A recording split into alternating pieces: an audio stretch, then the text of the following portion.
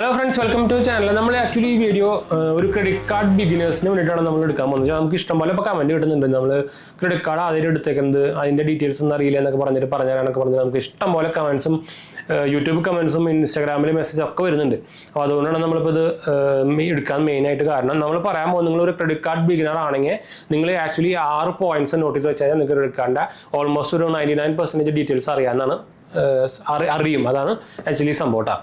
അപ്പോൾ ഈ 6 പോയിന്റ്സ് നമുക്ക് അത്യാവശ്യം നല്ല എക്സ്പ്ലെയിൻ ആയിട്ട് ഞാൻ പറഞ്ഞുതരാം. ഈ സൈഡ് തന്നെ പറഞ്ഞുതരാം. നിങ്ങൾക്ക് അത്യാവശ്യം ഐഡിയ കിട്ടുന്നതായിരിക്കുന്നു. അപ്പോൾ ഇതിനെ എന്തെങ്കിലും സംശയങ്ങളൊക്കെ എന്നെ കമന്റ് ചെയ്താൽ മതി. നമ്മളെല്ലാ കമന്റ് പോകുന്നതാണ്.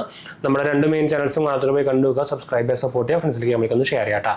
അതുപോലെ തന്നെ നമ്മുടെ പുതിയ ചാനൽ ജയിച്ചു പോലെ മാത്രമേ കണ്ടുവെക്കുക. നമ്മളതിൽ technical news, financial news, comparisons, gadget comparisons ഒക്കെ ചെയ്യുന്നത് നിങ്ങൾക്ക് ഹെൽപ്ഫുൾ ആയിരിക്കും. ഫ്രണ്ട്സിലേക്ക് നമ്മൾക്കൊന്ന് ഷെയർ ചെയ്യുക, സബ്സ്ക്രൈബ് ചെയ്യുക, സപ്പോർട്ട് ചെയ്യാം.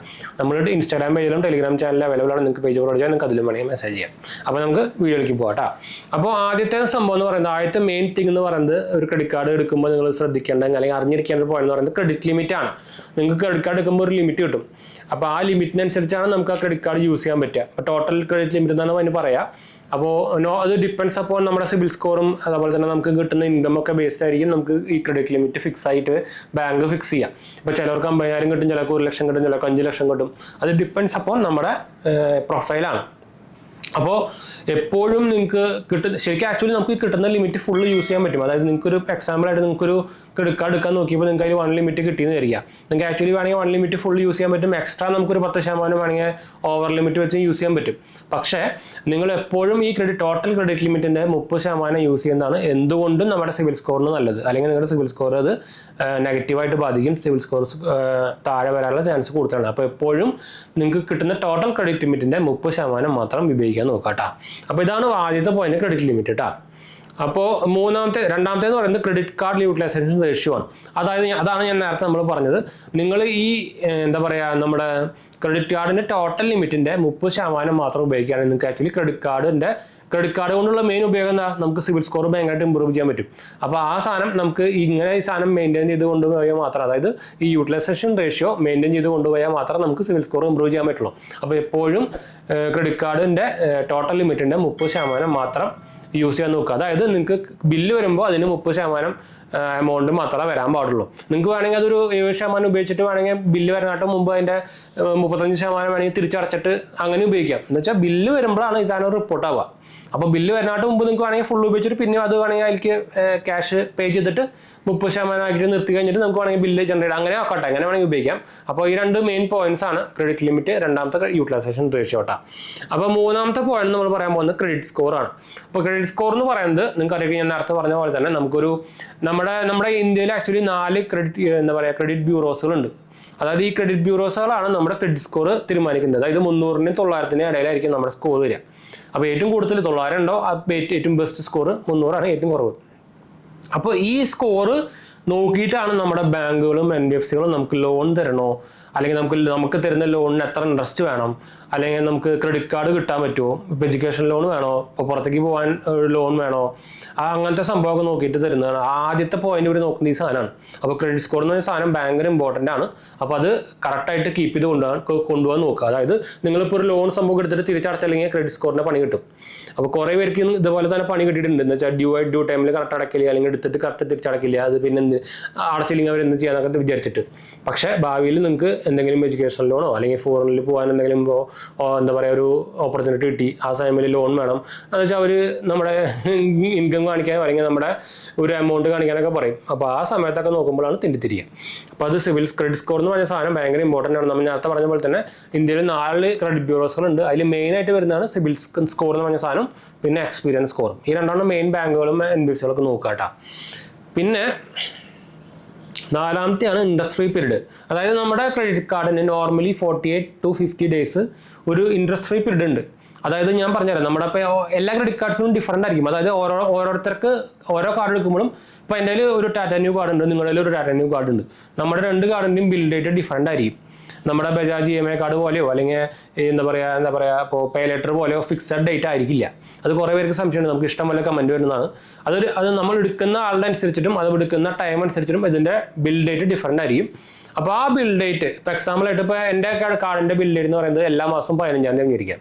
അപ്പോൾ 15-ാം തീയതി തൊട്ട് അടുത്ത 15-ാം തീയതി വരെ നമുക്ക് 30 ദിവസം ഗ്യാപ്പ് ഉണ്ട്. അപ്പോൾ അടുത്ത 15-ാം തീയതി ഇപ്പൊ നമ്മൾ ഈ മാസത്തെ കണക്കെടുക്കുകയാണെങ്കിൽ ഞാൻ ഈ 15-ാം തീയതി തൊട്ട് ഉപയോഗിച്ച് തുടങ്ങി. അടുത്ത 15-ാം തീയതി ആകുമ്പോഴാണ് ബിൽ ജനറേഷൻ ആവുക. അപ്പോൾ ഈ 10-30 ദിവസം ഗ്യാപ്പ് ഉണ്ടല്ലോ, ആ 30 ദിവസം നമുക്ക് ഞാൻ ഇപ്പം 16-ാം തീയതി പേ ചെയ്തതും എന്താ പറയുക അടുത്ത മാസം 15-ാം തീയതി വരെയുള്ള പേയ്മെന്റ് എല്ലാം നമുക്ക് 15-ാം തീയതി വരുന്ന ബില്ലാണ് വരിക. അത് കഴിഞ്ഞിട്ട് നമുക്കൊരു ഡ്യൂ ഡേറ്റ് എന്നൊരു സംഭവം ഉണ്ട്. ആ ബില്ല് ജനറേഷൻ ആയി കഴിഞ്ഞാൽ നമുക്കൊരു ഡ്യൂ ഡേറ്റ് ഒരു 18 ദിവസം 20 ദിവസം നമുക്ക് എക്സ്ട്രാ കിട്ടും.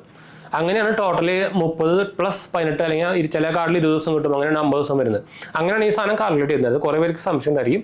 അപ്പോൾ ഈ ഗ്യാപ്പിൽ നമുക്ക് എപ്പോൾ വേണമെങ്കിൽ ബില്ല് അടച്ചാൽ മതി. നോർമലി നമ്മുടെ ഡ്യൂ ഡേറ്റിന്റെ ആ ഡേറ്റിന്റെ ഒരു 5 ദിവസം മുമ്പെങ്കിലും ബില്ല് അടയ്ക്കുന്നതാണ് ഏറ്റവും ബെസ്റ്റ്. എന്താ വെച്ചാൽ ചില ടൈമിൽ ഇത് ക്രെഡിറ്റ് ആവാൻ ടൈം എടുക്കും. അങ്ങനെയാണെങ്കിൽ അത് ചിലപ്പോൾ നമുക്ക് ഫൈനായിട്ട് റിപ്പോർട്ട് ആവാൻ ചാൻസ് ഉണ്ട് കേട്ടോ. അപ്പോൾ അടുത്തെന്ന് പറയുന്നത് നമ്മുടെ ടോട്ടൽ ഡ്യൂ, അതായത് മിനിമം ഡ്യൂവും അതുപോലെ തന്നെ ടോട്ടൽ ഡ്യൂവും. അപ്പോൾ ഈ രണ്ട് സംഭവം എന്താ വെച്ചാൽ നമുക്ക് ഒരു ബില്ല് ജനറേറ്റ് ആകുമ്പോൾ, അതായത് ക്രെഡിറ്റ് കാർഡിന്റെ ബില്ല് ജനറേഷൻ ആകുമ്പോൾ നമുക്ക് 2 സാധനങ്ങൾ കാണാൻ പറ്റും. അതായത് total amount due, minimum amount due. Total amount due ആണ് നിങ്ങൾ എപ്പോഴും അടക്കേണ്ടത്. അതായത് നിങ്ങൾ ഉപയോഗിച്ച ഫുൾ എമൗണ്ട് ആണ് ഈ total amount due. Minimum amount due എന്ന് പറഞ്ഞാൽ ഈ ടോട്ടൽ എമൗണ്ട് ഡ്യൂവിന്റെ 5% ആയിരിക്കും ഈ മിനിമം എമൗണ്ട് ഡ്യൂ. പക്ഷേ എന്താ സംഭവം എന്ന് വെച്ച് കഴിഞ്ഞാൽ നിങ്ങൾ ഇപ്പോൾ ബാങ്കിന്റെ കസ്റ്റമർ കെയറിലൊക്കെ വിളിച്ച് ചോദിച്ചു കഴിഞ്ഞാൽ അവർ പറയും നിങ്ങൾ മിനിമം ഡ്യൂ അടച്ചാൽ മതി, പിന്നെ ബാക്കി പിന്നെ അടച്ചാൽ മതി എന്ന് പറയും. എന്താ സംഭവം എന്ന് വെച്ച് കഴിഞ്ഞാൽ നിങ്ങൾ ഈ മിനിമം ഡ്യൂ എമൗണ്ട് ആണ് അടയ്ക്കുന്നതെങ്കിൽ സിബിലിലേക്ക് റിപ്പോർട്ട് ആവില്ല. പക്ഷേ അടുത്ത മാസം ഈ ബിൽ ജനറേഷൻ ആകുമ്പോൾ ഈ മിനിമം ഡ്യൂ മൈനസ് ഉള്ള ബാക്കിയുള്ള ബാലൻസുമൊക്കെ നമുക്ക് ഇൻട്രസ്റ്റ് വരും. അപ്പോൾ നമുക്ക് എക്സ്ട്രാ അടക്കേണ്ടി വരും.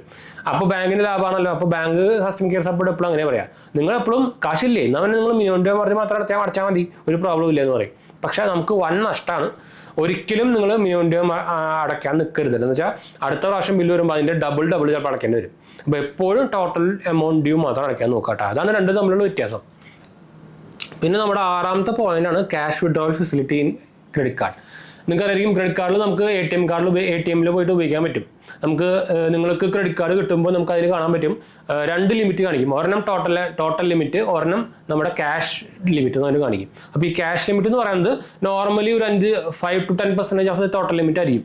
അതായത് നിങ്ങൾക്ക് ടോട്ടൽ ലിമിറ്റ് എന്ന് പറഞ്ഞാൽ 1 ലക്ഷം ആണെങ്കിൽ നിങ്ങൾക്ക് ചിലപ്പോൾ ക്യാഷ് ലിമിറ്റ് 10,000 രൂപ ആയിരിക്കും. അപ്പോൾ എന്താ വെച്ചാൽ നമുക്ക് ഈ കാർഡ് കൊണ്ട് നമ്മൾ ATM-ൽ ഇട്ട് കഴിഞ്ഞാൽ നമുക്ക് ആ 10,000 രൂപ വരെയുള്ള ക്യാഷ് എടുക്കാൻ പറ്റും. പക്ഷേ അതിന് പ്രോബ്ലം എന്താ വെച്ചാൽ ഈ എടുക്കുന്ന ക്യാഷിന് എക്സ്ട്രാ ചാർജുകളുണ്ട്. അഡ്വാൻസ് ചാർജ് എന്ന് പറഞ്ഞ സാധനമുണ്ട്, ഇൻട്രസ്റ്റും ഉണ്ട്. അപ്പോൾ എടുക്കുന്നത് തൊട്ട് നമുക്ക് ഇൻട്രസ്റ്റ് കൊടുക്കേണ്ടി വരും. ആ ഒരു അഡ്വാൻസ് ചാർജ് എന്ന് പറയുന്നത് നോർമലി ഒരു 2.5%ഒക്കെയാണ്. നമ്മൾ എത്ര എമൗണ്ട് എടുത്താൽ അതിന് 2% അല്ലെങ്കിൽ മിനിമം 500 രൂപ. അപ്പോൾ ഇതും വരും. അപ്പോൾ എമർജൻസിക്ക് മാത്രം ഉപയോഗിക്കാൻ പറ്റുന്ന ഒരു ഫീച്ചറായിട്ട് നിങ്ങൾക്ക് ഇതിനെ കണക്കാക്കാൻ പറ്റും. അല്ലാണ്ട് കാർഡ് കിട്ടിയ ഉടനെ പോയിട്ട് എന്താ പറയുക ATM-ൽ പോയിട്ട് എടുക്കാൻ നിൽക്കരുത്, പണി കിട്ടൂട്ടാ. അപ്പോൾ ഇതാണ് 6 main points of A credit card. അപ്പോൾ ഈ 6 പോയിന്റ്സ് നിങ്ങൾക്ക് മനസ്സിലാക്കി കഴിഞ്ഞാൽ നിങ്ങൾക്ക് ആക്ച്വലി ക്രെഡിറ്റ് കാർഡിൻ്റെ അത്യാവശ്യം ABCDയും അതിൻ്റെ EFGയും ഒക്കെ അറിയാം. പിന്നെ നമുക്ക് ചെറിയ സംശയങ്ങൾ മാത്രമേ ഉണ്ടാവുള്ളൂ. അപ്പോൾ ഈ 6 പോയിന്റ്സ് അറിഞ്ഞു കഴിഞ്ഞാൽ നിങ്ങൾക്ക് ആക്ച്വലി ക്രെഡിറ്റ് കാർഡ് ഈസി ആയിട്ട് ഉപയോഗിക്കാനും പറ്റും, കറക്റ്റായിട്ട് ഉപയോഗിക്കാനും പറ്റും, സിവിൽ സ്കോർ മെയിൻറ്റെയിൻ ചെയ്യാനും പറ്റും കേട്ടോ. പിന്നെ എന്തെങ്കിലും സംശയങ്ങളൊക്കെ എന്നെ കമൻറ്റ് ചെയ്താൽ മതി, നമ്മളെല്ലാ കമൻറ്റ് പോകുന്നതാണ്. അപ്പോൾ നമുക്ക് വൈൻഡപ്പ് ചെയ്യാം. നമ്മുടെ 2 മെയിൻ ചാനൽസും കാണാത്തവർ പോയി കണ്ടുവെക്കുക, സബ്സ്ക്രൈബ് ചെയ്യുക, സപ്പോർട്ട് ചെയ്യുക, ഫ്രണ്ട്സിലേക്ക് വേണ്ടി ഒന്ന് ഷെയർ ചെയ്യുക. നമ്മുടെ 3ാമത്തെ ചാനൽ GH പോലെ കാണാത്തവർ പോയി കണ്ടുവെക്കുക, സബ്സ്ക്രൈബ് ചെയ്യുക, സപ്പോർട്ട് ചെയ്യുക കേട്ടോ. നമ്മുടെ ടെലിഗ്രാം ചാനലും ഇൻസ്റ്റാഗ്രാം പേജിൽ അവൈലബിൾ ആണ്. നിങ്ങൾക്ക് അതിൽ വേണമെങ്കിൽ കോൺടാക്ട് ചെയ്യാം, പേജ് ഫോളോ അടിച്ചാൽ മതി. ഇൻസ്റ്റാഗ്രാമിലെ ലിങ്ക് ഡിസ്ക്രിപ്ഷനിൽ ലിങ്ക് ഉണ്ട് കേട്ടോ. അപ്പോൾ അടുത്ത വീട്ടിലാണ്.